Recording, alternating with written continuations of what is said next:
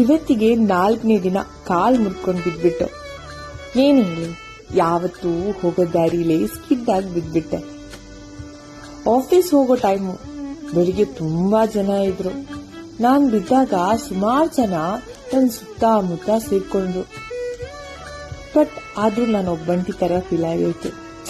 ಅದು ಬಿಡಿ. ಸೊ ಈಗ ನಾನು ಈ ಮೆಡಿಕಲ್ ಲೀವ್ನ ತುಂಬಾ ಎಂಜಾಯ್ ಮಾಡ್ತಾ ಇದ್ದೇನೆ.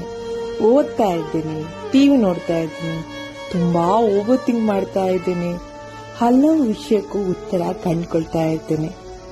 ಗೊತ್ತಿಲ್ಲ ಏನಾಗ್ಬೋದು ಅಂತ. ಇನ್ನು 2 ದಿನ ಇದೆ.